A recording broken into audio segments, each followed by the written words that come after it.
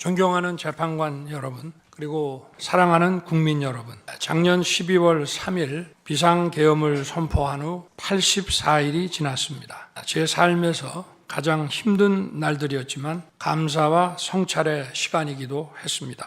저 자신을 돌아보면서 그동안 국민들께 과분한 사랑을 받아왔다는 생각이 들었습니다. 감사한 마음이 들면서도 국민께서 일하라고 맡겨주신 시간에 제 일을 하지 못하고 있는 현실이 송구스럽고 가슴 아팠습니다. 한편으로 많은 국민들께서 여전히 믿어주고 계신 모습에 무거운 책임감도 느꼈습니다. 국민 여러분께 죄송하고 감사하다는 말씀 먼저 드리고 싶습니다. 제가 비상계엄을 선포하고 몇 시간 후 해제했을 때 많은 분들께서 이해를 못하셨습니다. 지금도 어리둥절해 하시는 분들이 있을 겁니다. 계엄이라는 단어에서 연상되는 과거의 부정적 기억도 있을 것입니다. 거대 야당과 내란 공작 세력들은 이런 트라우마를 악용하여 국민을 선동하고 있습니다. 그러나 12.3 비상계엄은 과거의 계엄과는 완전히 다른 것입니다. 무력으로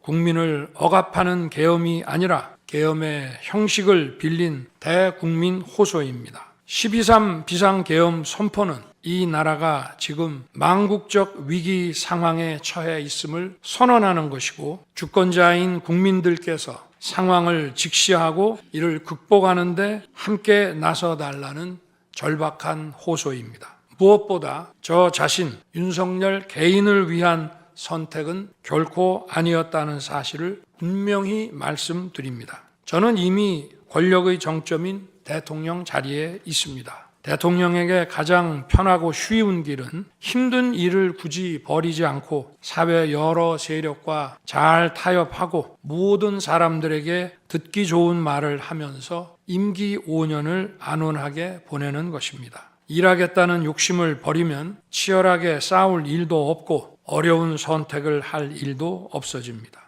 저 개인의 삶만 생각한다면 정치적 반대 세력의 거센 공격을 받을 수 있는 이런 비상계엄을 선택할 이유가 전혀 없습니다. 저는 비상계엄을 결심했을 때 제게 많은 어려움이 닥칠 것을 당연히 예감했습니다. 거대 야당은 제가 독재를 하고 집권 연장을 위해 비상계엄을 했다고 주장합니다. 내란죄를 씌우려는 공작 프레임입니다. 정말 그런 생각이었다면 고작 280명의 실무장도 하지 않은 병력만 투입하도록 했겠습니까? 주말이 아닌 평일에 계엄 선포를 하고 계엄을 선포한 후에 병력을 이동시키도록 했겠습니까? 심판정 증거조사에서 드러난 사실에 의하면 그나마 계엄 해제 요구 결의 이전에 국회에 들어간 병력은 106명에 불과하고 본관에 들어간 병력은 15명입니다. 15명이 유리창을 깨고 들어간 이유도 자신들의 근무 위치가 본관인데 입구를 시민들이 막고 있어서 충돌을 피하기 위해 불 꺼진 창문을 찾아 들어간 것입니다. 또한 국회의 해제 요구 결의가 이루어진 이후에 즉시 모든 병력을 철수했습니다. 투입된 군의 병력이 워낙 소수이다 보니 국회 외곽 경비와 질서 유지는 경찰에 요청했습니다. 경찰은 인근 전장년 집회 대응 경력 300명을 국회 외곽에 보냈습니다. 부상당한 군인들은 있었지만 일반 시민들은 단 한 명의 피해도 없었습니다. 처음부터 저는 국방장관에게 이번 비상계엄의 목적이 대국민 호소용임을 분명히 밝혔습니다. 또한 국회의 계엄 해제 요구가 신속히 뒤따를 것이므로 계엄 상태가 오래가지 않을 것이라고 했습니다. 하지만 그런 내용을 사전에 군 지휘관들에게 그대로 알릴 수는 없었습니다. 그래서 최소한의 병력을 실무장하지 않은 상태로 투입함으로써 군의 임무를 경비와 질서 유지로 확실하게 제한한 것입니다. 많은 병력이 무장 상태로 투입되면 아무리 조심하고 자제하라고 해도 군중과 충돌하기 쉽습니다. 그런 일이 발생하지 않도록 원천 차단한 것이고 실제 결과도 예상대로였습니다. 제가 소수의 병력 비무장, 경험 있는 장병 이 세 가지를 장관에게 명확히 지시한 이유입니다. 그런데도 거대 야당은 이것을 내란이라고 주장하고 있습니다. 병력 투입 시간이 불과 2시간도 안 되는데 2시간짜리 내란이라는 것이 있습니까? 방송으로 전 세계, 전 국민에게 시작한다고 알리고 국회가 그만두라 한다고 바로 병력을 철수하고 그만두는 그런 내란을 보셨습니까? 대통령이 국회를 장악하고 내란을 일으키려 했다는 주장은 어떻게든 대통령을 끌어내리기 위한 선동 공작입니다. 대통령의 법적 권한인 계엄 선포에 따라 계엄 사무를 하고 질서 유지 업무를 담당한 공직자들이 이러한 내란몰이 공작에 의해 지금 고초를 겪고 있는 모습을 보고 있으면 가슴이 찢어지는 것 같습니다. 이분들이 대통령의 장기 독재를 위해 일을 했겠습니까? 대한민국의 현실에서 이러한 장기 독재를 상상도 할 수 없다는 사실을 잘 아는 사람들이고 이미 자기 분야에서 최고의 위치에 올라 더 바랄 것도 없는 분들입니다. 이분들은 대통령의 법적 권한 행사에 따라 맡은 바 직무를 수행한 것뿐입니다. 헌법재판관 여러분, 그리고 국민 여러분, 대통령의 자리에서 많은 정보를 가지고 국정을 살피다 보면 남들에게는 보이지 않는 것들, 겉으로는 잘 드러나지 않는 문제점들이 많이 보이게 됩니다. 당장은 괜찮아 보여도 얼마 뒤면 큰 위기로 닥칠 일들이 대통령의 시야에는 바로 들어옵니다. 서서히 끓는 솥 안의 개구리처럼 눈앞의 현실을 깨닫지 못한 채 벼랑 끝으로 가고 있는 이 나라의 현실이 보였습니다. 언제 위기가 아닌 때가 있었냐고 하는 분도 있을 겁니다. 그렇지만 그동안의 위기가 돌발 현안 수준이었다면 지금은 국가 존립의 위기, 총체적 시스템의 위기라는 점에서 차원이 완전히 다릅니다. 미국 트럼프 대통령은 취임 첫날 국가 비상사태를 선포하고 군을 투입했습니다. 미국이 국가 비상사태인가에 대한 판단은 다를 수 있습니다. 하지만 불법 체류자와 마약 카르텔 등 당면한 위기에 맞서 국민들을 지키기 위한 대통령의 결단임은 분명해 보입니다. 그렇다면 지금 우리나라의 현실은 어떻습니까? 국가 비상사태가 아니라고 단언할 수 있습니까? 북한을 비롯한 외부 주권 침탈 세력들과 우리 사회 내부의 반국가 세력이 연계하여 국가 안보와 계속성을 심각하게 위협하고 있습니다. 이들은 가짜 뉴스, 여론 조작, 선전 선동으로 우리 사회를 갈등과 혼란으로 몰아넣고 있습니다. 당장 2023년 적발된 민주노총 간첩단 사건만 봐도 반국가 세력의 실체를 쉽게 확인할 수 있습니다.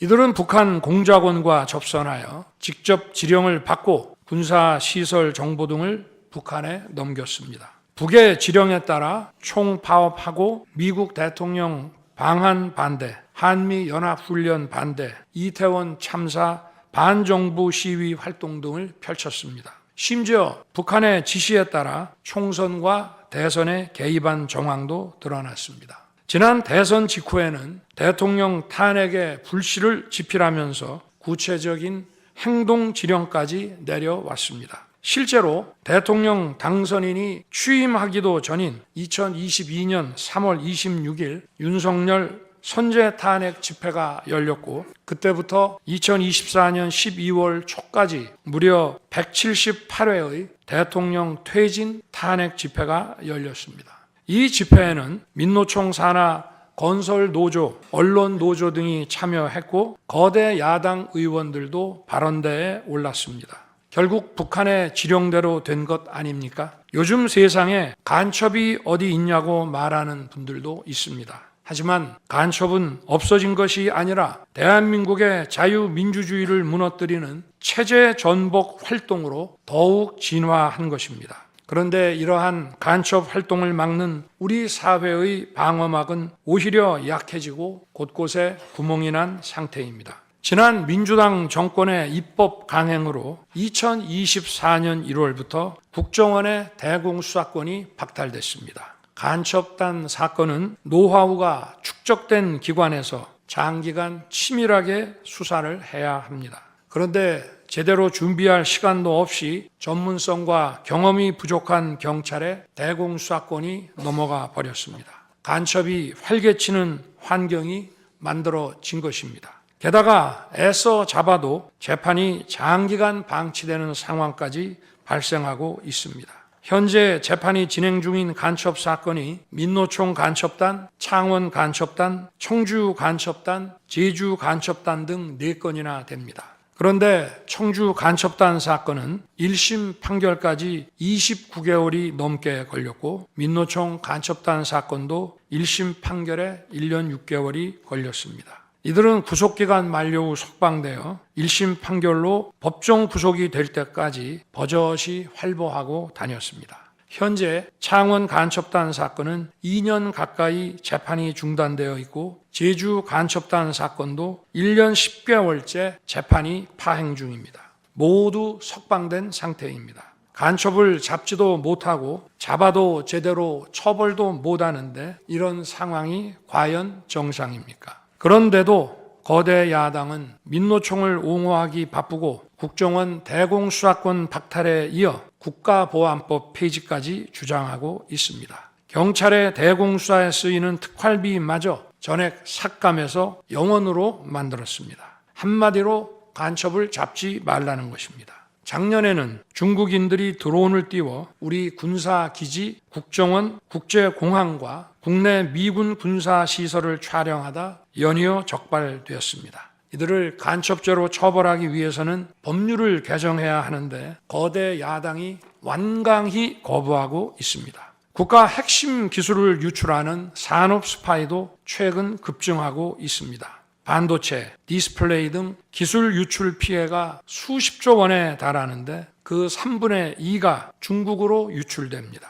중국은 사진 한 장만 잘못 찍어도 우리 국민을 마음대로 구금하는 강력한 반간첩법을 시행하고 있는데 거대 야당은 산업 스파이를 막기 위한 간첩죄 법률 개정조차 가로막고 있습니다.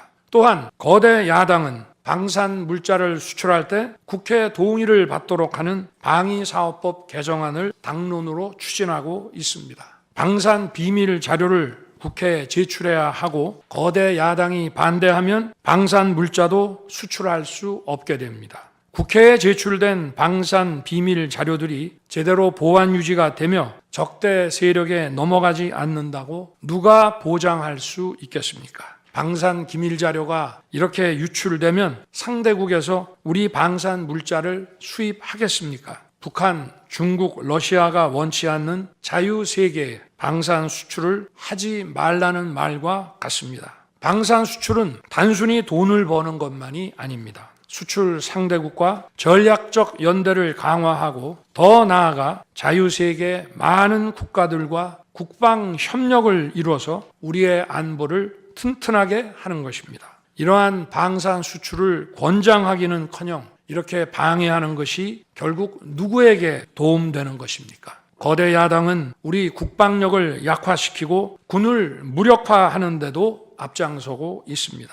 여러분이 다 아시는 바와 같이 북한은 우크라이나에 많은 병력을 파병하여 러시아와 군사 밀착을 시도하고 있습니다. 우리에게 매우 심각한 안보 위협입니다. 그런데도 이를 살피기 위해 참관단을 보내려 하자 거대 야당은 당시 신원식 국방장관 탄핵까지 겁박하며 결사적으로 이를 막았습니다. 심지어 거대 야당은 우크라이나 참관단 파견, 대북 확성기와 오물풍선 대응 검토 등 군의 정당한 안보 활동까지 외환죄라고 우기고 있습니다. 국가와 국민의 안전을 지키려는 대통령을 전쟁광이라고 비난하고 북핵 위협에 대응하는 한미일 합동훈련을 극단적 친일 행위라고 매도했습니다. 1차 대통령 탄핵 소추안에는 북중러를 적대시하는 것이 탄핵 사유라고 명기했습니다. 190석에 달하는 무소불위의 거대 야당이 우리나라와 우리 국민 편이 아니라 북중러의 편에 서 있는 것입니다. 이러한 상황이 국가 위기 상황이 아니면 뭐란 말입니까? 이뿐이 아닙니다. 거대 야당은 핵심 국방 예산을 삭감하여 우리 군을 무력화하려 하고 있습니다. 거대 야당은 전체 예산 가운데 겨우 0.65%만 깎았을 뿐이라고 주장합니다. 그러나 그 0.65%가 어디냐가 중요한 것입니다. 마치 사람의 두 눈을 빼놓고 몸 전체에서 겨우 눈알 2개 뺐다고 말하는 것과 같은 얘기입니다. 거대 야당이 삭감한 국방 예산은 우리 군의 눈알과 같은 예산입니다. 북한 핵과 미사일 기지를 선제 타격하는 키일체인의 핵심인 정찰 자산 예산을 대폭 삭감했습니다. 핵심 전력인 지휘 정찰 사업 예산을 2024년 대비 4,852억 원 감액했고 전술 데이터 링크 시스템 성능 개량 사업은 무려 78%를 삭감했습니다. 우리 국민을 향해 날아오는 미사일을 요격하는 KAMD, 즉 한국형 미사일 방어 체계 구축도 예산 삭감으로 개발이 중단될 위기입니다. 장거리 함대공 유도탄 사업을 위해 예산 119억 5,900만 원을 책정했지만 96%를 삭감하고 5억 원만 남겼습니다. 정밀 유도포탄 연구 개발 사업은 84%를 삭감했습니다. 아무리 주먹이 세도 앞이 보이지 않으면 싸울 수 없듯이 감시 정찰 자산이 없으면 아무리 좋은 무기도 무용지물입니다. 게다가 최근 북한의 드론 공격이 큰 위협으로 대두되고 있습니다. 드론 방어 예산 100억 원 가운데 무려 99억 5,400만 원을 깎아서 사업을 아예 중단시켜버렸습니다. 도대체 누구의 지시를 받아서 이렇게 핵심 예산만 딱딱 골라 삭감했는지 저도 궁금할 지경입니다. 게다가 지난 민주당 정권은 국군 방첩사령부의 수사 요원을 2분의 1가량 대폭 감축하여 군과 방산에 대한 정보 활동과 방첩 활동에 심각한 타격을 주었습니다. 또 과거 간첩 사건과 연루된 인물을 국정원의 주요 핵심 간부로 발령내서 국정원이 방첩기관인지 정보 유출기관인지 모를 조직으로 방치하기도 했습니다. 지난 정부 시절 이런 일을 주도한 인물들이 여전히 거대 야당의 핵심 세력으로서 우리의 안보를 흔들고 있습니다. 우리 정부 들어 국가정보원이 국가안보의 중추기관으로 거듭날 수 있도록 노력하였고 국군 방첩사의 역량 보강을 위해 힘썼습니다마는 아직 문제의 뿌리를 제대로 다 드러내지 못했습니다. 부수고 깨뜨리기는 쉬워도 세우고 만들기는 어렵고 시간이 많이 걸리기 때문입니다. 이런 상황이 겉으로는 멀쩡한 것처럼 보이지만 실질적으로 전시사변에 못지않은 국가 위기 상황이라고 저는 판단하고 있습니다. 거대 야당은 야당에 대한 대통령의 인식을 탓하기 전에 공당으로서 국가에 대한 책임 있는 자세와 신뢰를 보여주는 게 우선이라고 저는 생각합니다. 저는 자유민주주의 헌법 원칙, 국가 안보, 핵심 국익 수호만 함께 한다면 어떤 정치 세력과도 기꺼이 대화하고 타협할 자세가 돼 있는 사람입니다. 나라와 국민을 위한 길에 좌파 우파가 어디 있겠습니까? 하지만 자유를 부정하는 공산주의, 공산당 일당 독재, 유물론에 입각한 전체주의가 다양한 속임수로 우리 대한민국에 스며드는 것은 막아야 합니다. 이런 세력과 타협하고 흥정해서는 안 된다고 생각합니다. 우리가 가치를 공유하지 않는 나라와도 교육도 할 수 있고 국제 협력, 상호 이익을 추구할 수도 있습니다. 하지만 우리 정치 체제에 영향을 미치고 스며드는 것은 막아야 합니다. 그것이 국방 안보만큼 중요한 정치 안보입니다. 바로 우리의 자유민주주의를 지키는 길입니다. 자유민주주의 국가의 공당이라면 이런 세력을 옹호하고 이런 세력과 손잡는 일은 절대 해서는 안 되는 것입니다. 재판관 여러분, 그리고 국민 여러분, 거대 야당은 제가 취임하기도 전부터 대통령 선제 탄핵을 주장했고 줄탄핵, 입법 폭주, 예산 폭거로 정부의 기능을 마비시켜 왔습니다. 거대 야당은 이러한 폭주까지도 국회의 정당한 권한 행사라고 강변합니다. 그러나 국회의 헌법적 권한은 국민을 위해 쓰라고 부여된 것입니다. 자신들의 정치적 목적을 위해 정부 기능을 마비시키는데 그 권한을 악용한다면 이는 헌정 질서를 붕괴시키는 국헌문란의 다름 아닙니다. 또한 거대 야당은 제가 비상계엄으로 국회의 권능을 마비시키려 했다며 내란몰이를 계속하고 있습니다. 하지만 거대 야당은 제가 대통령에 취임한 이후, 아니 취임하기도 전부터 지금까지 지속적으로 끈질기게 정부의 권능을 마비시켜 왔습니다. 마치 정부를 마비시키는 것이 유일한 목표인 것처럼 국회의 권한을 마구마구 휘둘러 왔습니다. 국회의원과 직원들의 출입도 막지 않았고 국회 의결도 전혀 방해받지 않은 2시간 반짜리 비상계엄과 정부 출범 이후 2년 반 동안 줄 탄핵, 입법 예산 폭거로 정부를 마비시켜온 거대 야당 가운데 어느 쪽이 상대의 권능을 마비시키고 침해한 것입니까? 거대 야당은 국무위원들은 물론이고 방통위원장, 검사, 감사원장에 이르기까지 탄핵하고 또 탄핵했습니다. 탄핵 사유가 되는지 여부는 전혀 중요하지 않았습니다. 심지어 거대 야당 대표를 노려봤다고 장관을 탄핵하기도 했습니다. 일단 탄핵해서 직무를 정지시켜 놓고 정작 헌재 탄핵 심판에서는 탄핵 사유를 마음대로 변경하는 황당한 일도 반복해 왔습니다. 얼마 전 중앙지검장 등 검사들에 대한 탄핵 심판을 재판관 여러분께서 직접 진행하시지 않았습니까? 기자회견장에서 거짓말을 했다는데 실제로는 그 기자회견장에 나오지도 않았고 국정감사에서 허위 증언을 했다는데 정작 국정감사에 출석하지도 않았습니다. 기본적인 탄핵 사유조차 틀렸는데도 일단 직무부터 정지시키고 보는 것입니다. 이것이 과연 정상적인 일입니까? 거대 야당의 공직자 줄 탄핵은 정부 기능을 마비시키는 차원을 넘어 헌정 질서 붕괴로 치닫고 있습니다. 이태원 참사가 발생하자 거대 야당은 연일 진상규명을 외치면서 참사를 정쟁에 이용했습니다.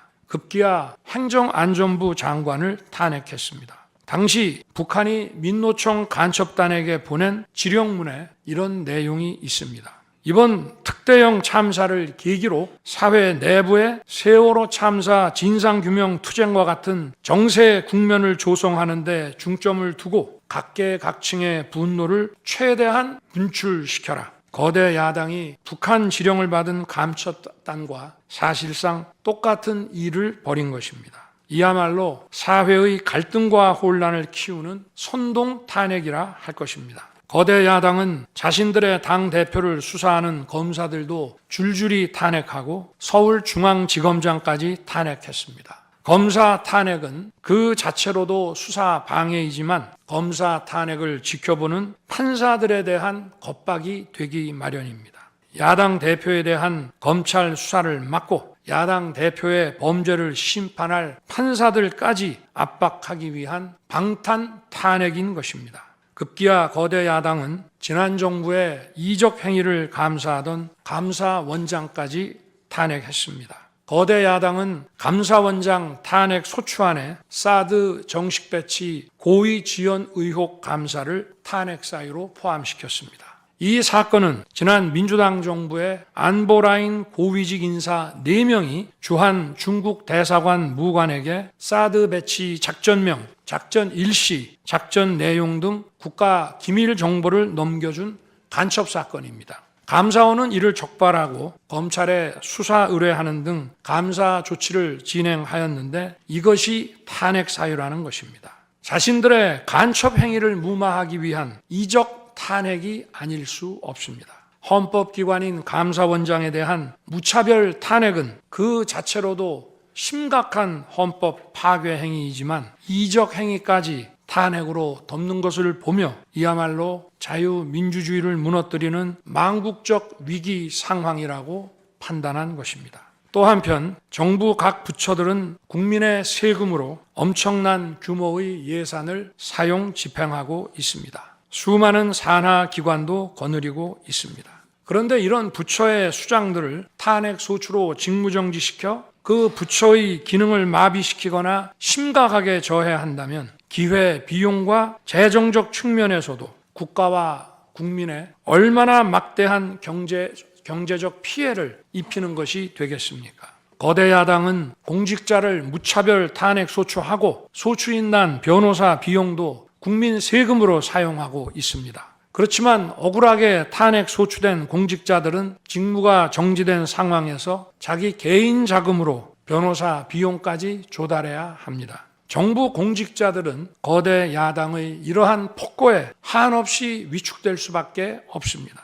이처럼 거대 야당은 선동 탄핵, 방탄 탄핵, 이적 탄핵으로 대한민국을 무너뜨리고 있습니다. 우리나라 선거 가운데 대통령 선거가 기간도 가장 길고 국민적 관심도 가장 큽니다. 그만큼 직선 대통령의 민주적 정당성은 다른 선출직 공직자에 비해 그 무게가 다릅니다. 과거 우리나라 민주화 운동은 한마디로 대통령 직선제 확보였다고 해도 과언이 아닙니다. 그런데 거대 야당은 대선이 끝나자마자 동조 세력과 연대하여 아직 취임도 하지 않은 대통령 당선인을 상대로 선제 탄핵과 퇴진 운동을 벌이기 시작했고 지난 2년 반 동안 오로지 대통령 끌어내리기를 목표로 정부 공직자 줄탄핵 그리고 입법과 예산 폭거를 계속해 왔습니다. 헌법이 정한 정당한 견제와 균형이 아니라 민주적 정당성의 상징인 직선 대통령 끌어내리기 공작을 그야말로 쉼없이 해온 것입니다.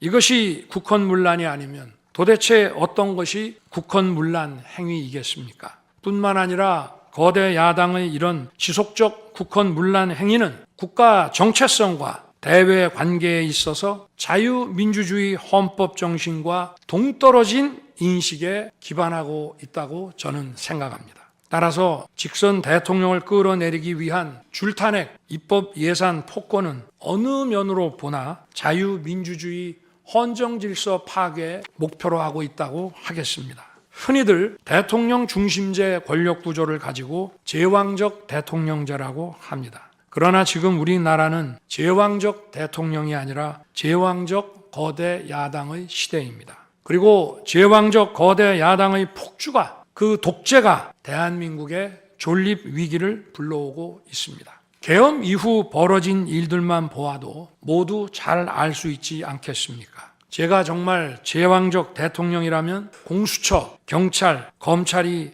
앞다퉈서 저를 수사하겠다고 나서고 내란죄 수사권도 없는 공수처가 영장 쇼핑, 공문서 위조까지 해가면서 저를 체포할 수 있겠습니까?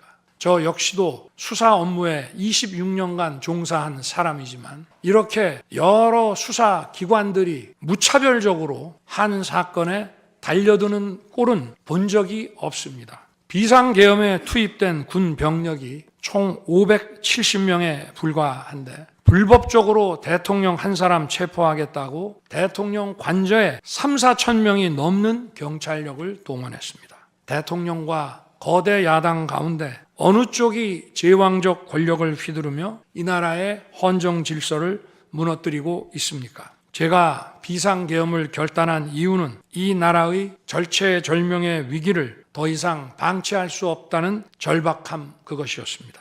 저는 주권자인 국민들께 이러한 거대 야당의 반국가적 패악을 알리고 국민들께서 매서운 감시와 비판으로 이를 제발 멈춰달라고 호소하고자 했습니다. 국정마비와 자유민주주의 붕괴를 막고 국가 기능을 정상화하기 위해 절박한 심정으로 계엄을 선포한 것입니다.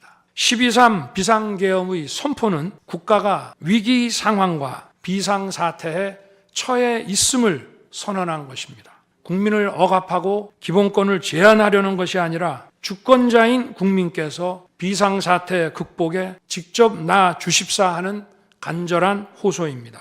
그런데 거대 야당은 제가 국회의 요구에 따라 계엄을 해제한 그날부터 탄핵 시동을 걸었습니다. 하지만 비상계엄은 범죄가 아니고 국가 위기를 극복하기 위한 대통령의 합법적 권한 행사입니다. 저는 긴급 국무회의를 거쳐 방송을 통해 비상계엄을 선포했고 그 과정에서 거대 야당의 국회 독재가 망국적 위기를 초래하였다고 했기 때문에 많은 사람들이 국회로 몰려들 것이었고 계엄 상황에서 질서 유지를 위해 국회에 최소한의 병력을 투입했으며 국회가 해제 요구 결의를 하자 즉각 병력을 철수하고 국무회의를 소집해서 계엄을 해제했습니다. 다 알고 계시다시피 2023년 중앙선관위를 포함한 국가기관들이 북한에 의해 심각한 해킹을 당했습니다.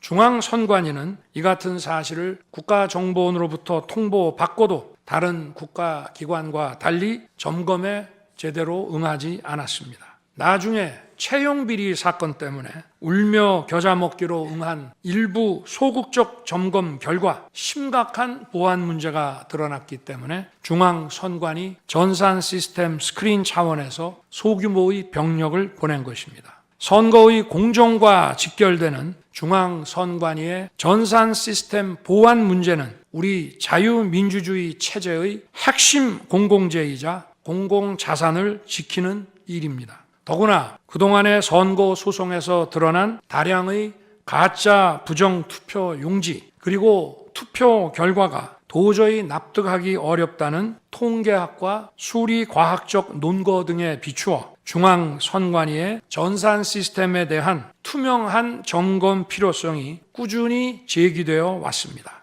이런 조치들의 어떤 부분이 내란이고 범죄라는 것인지 도대체 이해할 수가 없습니다. 비상계엄이라는 것 자체가 불법이라면 계엄법은 왜 있으며 합동참모본부의 계엄관은 왜 존재하겠습니까? 재판관 여러분, 그리고 국민 여러분, 저는 2021년 6월 29일 처음으로 정치 참여를 선언했습니다. 대통령이라는 자리가 영광의 길이 아니라 형극의 길이라는 사실은 이미 잘 알고 있었습니다. 또 대통령직을 아주 가까이에서 지켜보신 어떤 분은 우리나라 대통령직은 저주의 길이라면서 만류하시기도 했습니다. 그러나 자유민주주의라는 헌정 질서가 무너지고 있는 상황에서 나라를 지키고 싶어 정치를 시작했습니다. 그때 정치 참여를 선언하면서 국민께 드린 약속이 있습니다. 우리의 미래를 짊어질 청년들, 국가를 위해 희생하신 분들, 산업화에 일생을 바친 분들, 나라의 민주화에 헌신하고도 묵묵히 생업에 종사하며 살아가시는 분들, 성실하게 세금을 내시는 분들, 이런 분들이 분노하지 않는 나라를 만들겠다는 약속이었습니다. 그리고 청년들이 마음껏 뛰는 역동적인 나라, 창의와 자유가 넘치는 혁신의 나라, 약자가 기죽지 않은 따뜻한 나라, 국제사회와 가치를 공유하고 책임을 다하는 나라를 만들겠다고 국민께 약속드렸습니다. 거대 의석과 이권 카르텔이 나라의 주인 노릇을 하는데 맞서 국민들에게 빼앗긴 주권을 되찾아 드리겠다고 약속했습니다. 그날 이후 지금까지 단 한순간도 이 약속을 잊은 적이 없습니다. 국민의 선택을 받아 대통령이 된 후 이 약속을 지키기 위해 쉼없이 노력하고 또 노력했습니다. 무엇 하나 쉬운 일이 없었습니다. 글로벌 복합 위기로 인한 대외 환경의 어려움이 계속됐습니다. 지난 민주당 정부의 잘못된 소주성 정책과 부동산 정책은 우리 경제와 민생의 문제를 풀어가는데 계속 발목을 잡았습니다. 하지만 어떤 문제라도 노력하면 풀어낼 수 있다고 믿었고 실제로 우리 기업, 우리 국민과 함께 뛰면서 하나하나 문제를 해결할 수 있었습니다. 기쁘고 보람 있는 일도 많았고 부족하고 아쉬운 일도 있었습니다. 무엇보다 국가 안보와 국민 안전을 지키는 제복 입은 공직자에 대한 처우 개선 추진이 보람된 일이었습니다. 지난 민주당 정권은 반일 선동에만 열을 올렸지만 우리 정부에서는 1인당 GDP가 일본을 앞질렀고 우리 인구의 2배 반이 넘는 경제 강국 일본과 수출액 차이가 작년에는 불과 수십억 불 규모로 좁혀졌습니다. 20년 전에 비해 100분의 1, 지난 민주당 정부에 비해 수십 분의 1로 줄어든 것입니다. 또 작년에 30번이나 열었던 전국 순회 민생 토론회 기억이 많이 납니다. 국민의 어려움을 직접 듣고 많은 일을 현장에서 해결해 드리면서 국민과 같이 웃기도 했고 같이 울기도 했습니다. 수도권, 영남, 호남, 충청, 강원, 제주까지 전국 모든 지역을 다니면서 지역 발전 방안을 함께 고민했습니다. 우리 국민들께서 전국 어디에 사시든 공정한 기회를 누리며 행복하게 살 수 있도록 만들어서 진정한 국민 통합을 이루고 싶었습니다. 다시 그렇게 일할 기회가 있을까 마음이 아립니다. 1박 4일의 살인적 일정으로 미국에 가서 한미일 캠프 데이비드 선언을 발표했을 때는 보람이 컸고 정말 마음이 든든했습니다. 방산 수출에 물꼬를 트고 팀 코리아가 체코 원전 건설 사업의 우선 협상 대상자로 선정됐을 때에는 어린아이같이 기뻤습니다. 아쉬웠던 순간도 떠오릅니다. 기업과 국민들에게 꼭 필요한 법안들은 하염없이 뒤로 밀어놓고 거부권을 행사할 수밖에 없는 위헌적 법안, 핵심 국익에 반하는 법안들이 야당 단독으로 국회에서 일사천리 통과될 때에는 답답했습니다. 국방, 치안, 민생을 위해 꼭 필요한 아킬레스건 예산들이 삭감됐을 때에는 막막했습니다. 지금 저는 잠시 멈춰서 있지만 많은 국민들, 특히 우리 청년들이 지금 대한민국이 처한 상황을 직시하고 스스로 주권을 되찾고 나라를 지키기 위해 나서고 있습니다. 비상계엄의 목적이 망국적 위기 상황을 알리고 헌법 제정 권력인 주권자들께서 나서 주시기를 호소하는 것이었는데 이것만으로도 비상계엄의 목적이 상당 부분 이루어졌다고 생각하게 됩니다. 저의 진심을 이해해 주시는 우리 국민과 청년들에게 진심으로 감사 말씀을 드리고 싶습니다. 제가 직무에 복귀하게 되면 나중에 또다시 계엄을 선포할 것이라는 터무니없는 얘기도 있습니다. 계엄의 형식을 빌린 대국민 호소로 이미 많은 국민과 청년들께서 나라의 상황을 직시하고 나라 지키기에 나서고 계신데 그런 일을 또 할 이유가 있겠습니까? 결코 그런 일은 없을 것입니다. 헌법재판관 여러분, 그동안 심판정에서 다루어진 쟁점들 가운데 두 가지에 대해서만 간략히 말씀드리겠습니다. 세세한 사실관계를 언급하기보다 상식선에서 간단히 말씀드리겠습니다.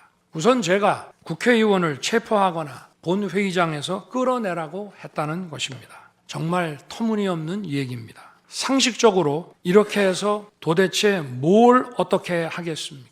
의원들을 체포하고 끌어내서 계엄 해제를 늦추거나 막는다 한들 방송으로 온 국민과 전 세계가 지켜보고 있는데 그 다음에 뭘 어떻게 하겠습니까? 계엄 당일 국회의장의 발언대로 국회는 어디서든 본회의를 열어 계엄 해제를 의결할 수 있습니다.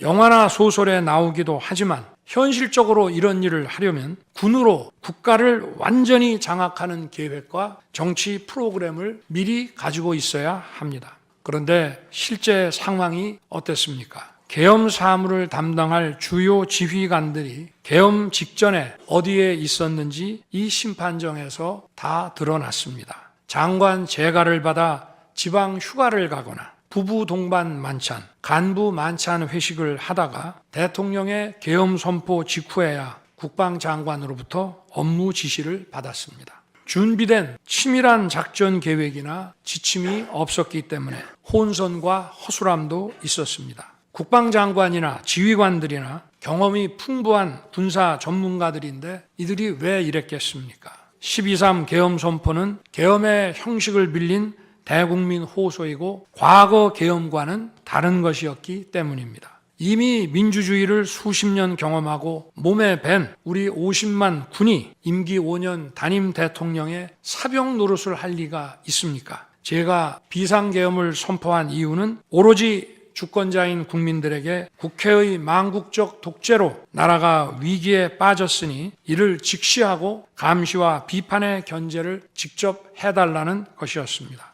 공화국의 대의제 위기에 헌법 제정 권력인 주권자가 직접 나서야 한다는 호소였습니다. 의원을 체포하거나 끌어내라고 했다는 주장은 국회에 280명의 질서유지 병력만 계비간 상태에서 앞뒤가 맞지 않는 얘기입니다. 국회가 비어있는 주말도 아니고 회기 중인 평일에 이런 병력으로 터무니없는 얘기입니다. 의원만 300명이고 직원들과 보좌진을 합치면 몇천 명이 넘습니다. TV 생중계를 보더라도 계엄 선포 후 얼마 지나지 않아 이미 국회 마당과 본관에는 수천 명의 국회 관계자와 민간인들이 들어왔습니다. 실제로 계엄 선포 후 1시간 30분이 지나서야 질서유지 군 병력이 도착했고 경내에 진입한 병력이 106명, 그중에서 본관에 들어간 병력이 겨우 15명인데 이런 극소수 병력을 가지고 국회의원을 체포하고 끌어낸다는 것이 말이 되겠습니까? 게다가 의결 정족수가 차지 않았으니 본회의장에 들어가서 의원들을 끌어내라고 했다는데 의결 정족수가 차지 않았으면 더 못 들어가게 막아야지 끌어낸다는 것도 상식에 맞지 않는 얘기입니다. 본관에 진입한 군인들은 본회의장이 어디에 있는지도 몰랐다고 합니다. 무엇 하나 말이 되지 않습니다. 단 한 사람도 끌려 나오거나 체포된 일이 없었으며 군인이 민간인들에게 폭행당한 일은 있어도 민간인을 폭행하거나 위해를 가한 일은 한 건도 없었습니다. 실제로 일어나지도 않았고 일어날 수도 없는 불가능한 일에 대해 이런 주장을 하는 것은 지난번에도 말씀드렸지만 그야말로 호수 위에 비친 달빛을 건져내려는 것과 같은 허황된 것입니다. 거대 야당은 대통령의 헌법상 권한에 기해 선포된 계엄을 불법 내란으로 둔갑시켜 탄핵 소추를 성공시켰습니다. 그리고는 헌재 심판에서는 탄핵 사유에서 내란을 삭제했습니다. 그야말로 초유의 사기 탄핵이 아닐 수 없습니다. 내란이냐 아니냐는 긴 시간의 복잡한 심리를 통해 가려지는 게 아닙니다. 내란이냐 아니냐는 판례에서 보듯이 실제 일어난 일과 진행된 과정에서 드러난 결과로 누구나 쉽게 바로 알 수 있어야 내란이 되는 것입니다. 거대 야당과 소추단이 헌재 심판 대상에서 내란을 삭제한 이유는 심판의 심리 시간을 단축시키려는 것이 아니라 내란의 실체가 없기 때문입니다. 더구나 12.3 계엄은 발령부터 해제까지 역사상 가장 빨리 종결된 계엄입니다. 그러다 보니 계엄사령부 조직도 구성되지 못했고 예하 수사본부 조직도 전혀 만들어지지 못한 채 그냥 계엄이 종료됐습니다. 비상계엄 국무회의에 대해 간단히 말씀드리겠습니다. 계엄 당일 국무회의는 국무회의로 보기 어렵다는 주장이 있습니다. 그런데 국무회의를 할 것이 아니었다면 도대체 12월 3일 밤에 국무위원들이 대통령실에 온 이유를 오히려 제가 묻고 싶습니다. 국무회의가 아니라 간담회 정도였다는 주장도 있습니다만 그날이 간담회를 할 상황은 아닙니다. 간담회는 의사 정족수도 없는데 국무회의 의사 정족수가 찰 때까지 왜 기다렸겠습니까? 당일 저녁 8시 반부터 국무위원들이 차례로 오기 시작했고 저는 비상계엄에 대해 설명하고 국방장관은 계엄의 개요가 기재된 비상계엄 선포문을 나눠줬습니다. 국무위원들은 경제적, 외교적으로 어려움이 있다고 우려했고 저는 대통령으로서 각 부처를 관장하는 국무위원들의 생각과 다른 생각을 가지고 있으며 국가가 비상 상황이고 비상한 조치가 필요함을 설명했습니다. 그리고 각 부처 장관의 우려사항, 예를 들어 경제부총리의 금융시장 혼란 우려와 외교장관의 우방국 관계 우려는 제가 걱정하지 말라고 했습니다. 국무위원들이 과거의 계엄을 연상하고 있는 상황에서 저는 그냥 걱정하지 말라고 할 수밖에 없었습니다. 의사 정족수 충족 이후 국무회의 시간은 5분이었지만 그 이전에 충분히 논의를 한 것입니다. 다음 날 새벽 해제 국무회의는 소요 시간이 단 1분이었습니다. 실제 정례 주례 국무회의 경우에도 모두와 마무리 발언 등을 하고 많은 안건을 다루기 때문에 1시간가량 걸리지만 개별 안건의 심의 시간은 극히 짧습니다. 또한 비상계엄을 위한 국무회의를 정례 주례 국무회의처럼 하기는 어렵습니다. 보안 유지가 중요하고 그렇게 해야 혼란도 줄이고 질서 유지 병력도 최소화할 수 있기 때문입니다. 이상민 전 행안부 장관은 지난 심판정에서 그동안 국무회의를 100여 차례 참석했지만 이번 국무회의처럼 실질적으로 열띤 토론이나 의사 전달이 있었던 것은 처음이라고 했습니다. 국무회의 배석을 위해 비서실장과 안보실장도 통상처럼 대통령실로 나오도록 했고 국가 안보의 문제이기도 해서 국정원장도 참석시켰습니다. 1993년 8월 13일 김영삼 대통령께서 긴급 재정경제명령으로 금융실명제를 발표했을 때도 국무위원들은 소집 직전까지 발표한다는 사실 자체를 몰랐고 국무회의록도 사후에 작성됐습니다. 그때 상황은 이인재 당시 노동부 장관께서 이미 공개적으로 설명한 바 있습니다. 그러나 아무도 이를 두고 국무회의가 없었다고 하지 않았고 당시 헌법재판소는 긴급명령 발동을 모두 합헌이라고 결정했습니다. 그 밖에 여러 쟁점들에 대해서는 변호인단의 변론으로 가름하겠습니다.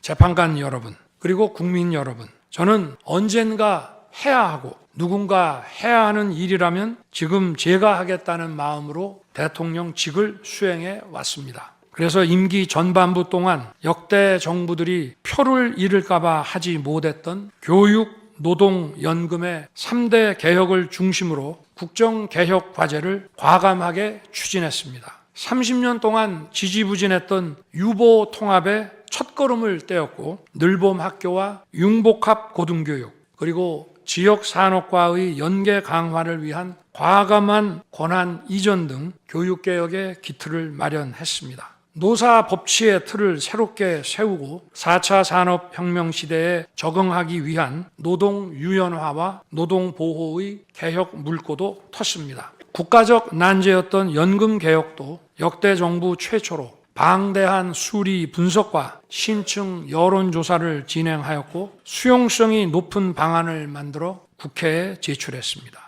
대통령 임기 초반에는 국민과 유권자에게 선거 때 약속한 공약과 국정과제의 실천, 또 민생에 영향이 큰 사회개혁의 추진이 우선이기 때문에 이러한 스케줄에 맞춰 일해 온 것입니다. 어느 정권이나 임기 초기에는 선거 공약과 국정과제 이행이 우선이므로 정치개혁에는 신경 쓸 여력이 없습니다. 그러다가 전직 대통령들의 5년 임기가 금방 다 지나갔고 변화된 시대에 맞지 않는 87 체제가 여전히 유지되고 있습니다.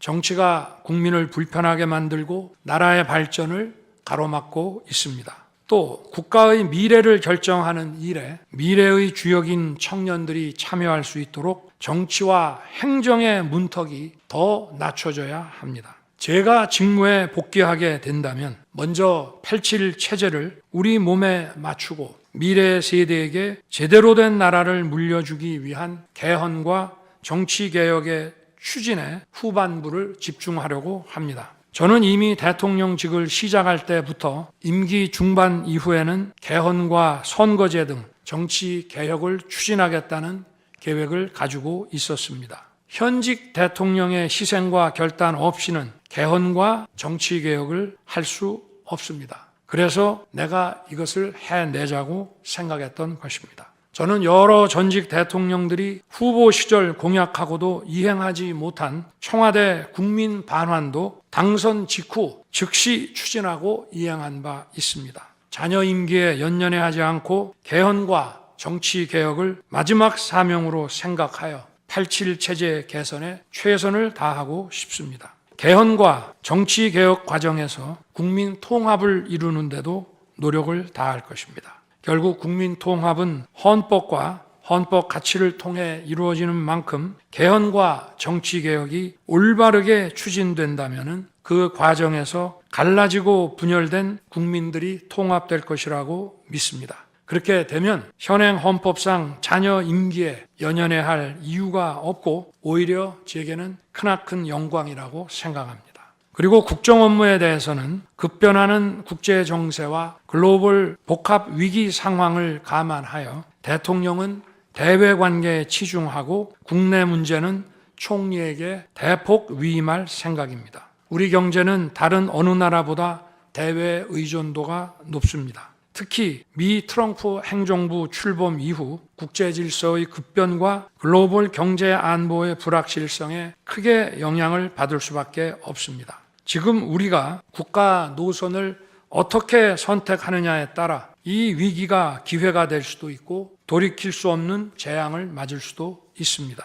글로벌 중추 외교 기조로 역대 가장 강력한 한미 동맹을 구축하고 한미일 협력을 이끌어낸 경험으로 대외 관계에서 국익을 지키는 일에 매진하고 싶습니다. 임기 전반기에도 지방시다위원회와 국민통합위원회를 통해 지역별, 세대별, 계층별 통합을 위해 노력해 왔지만 앞으로도 국민을 하나로 묶고 국가 전체의 시너지를 올리는 국민 통합에 더욱 노력할 것입니다. 존경하는 헌법재판관 여러분, 먼저 촉박한 일정의 탄핵 심판이었지만 충실한 심리에 애써주신 재판관님들께 깊이 감사드립니다. 이번 심리는 내란 탄핵으로 소추한 후 심판 대상에서 내란을 삭제한 소추단 측이 제시한 쟁점 위주로 이루어지게 됐습니다. 그러다 보니 제가 12.3 비상계엄을 선포한 이유와 그 불가피성에 대해서는 충분히 설명드릴 기회가 부족했다고 생각합니다. 서면으로 성실하게 관련 자료를 제출하였으니 대통령으로서 고뇌의 결단을 한 이유를 깊이 생각해 주시기 바랍니다. 또 많은 국가 기밀 정보를 다루는 대통령으로서 재판관님들께 모두 설명드릴 수 없는 부분에까지 재판관님들의 지혜와 해안이 미칠 것이라 믿습니다. 다시 한번 재판관님들의 노고에 감사드립니다. 그리고 사랑하는 대한민국 국민 여러분, 국가와 국민을 위한 계엄이었지만 그 과정에서 소중한 국민 여러분께 혼란과 불편을 끼쳐드린 점 진심으로 죄송스럽게 생각합니다. 저의 구속 과정에서 벌어진 일들로 어려운 상황에 처한 청년들도 있습니다. 옳고 그름에 앞서서 너무나 마음이 아프고 미안합니다. 정말 미안한 생각을 가지고 있습니다. 저는 대통령에 출마할 때 나라를 위해 목숨을 바치겠다고 결심했습니다. 지난 12.3 계엄과 탄핵소추 이후 엄동설안에 저를 지키겠다고 거리로 나선 국민들을 보았습니다. 저를 비판하고 질책하는 국민들의 목소리도 들었습니다. 서로 다른 주장을 하고 있지만 모두 대한민국을 사랑하는 마음이라고 생각합니다. 부족한 저를 지금까지 믿어주시고 응원을 보내주고 계신 국민 여러분께 진심으로 감사드립니다. 저의 잘못을 꾸짖는 국민의 질책도 가슴에 깊이 새기겠습니다. 그리고 이 모든 과정이 새로운 대한민국으로 도약하는 디딤돌이 될 수 있도록 최선을 다하겠습니다. 감사합니다.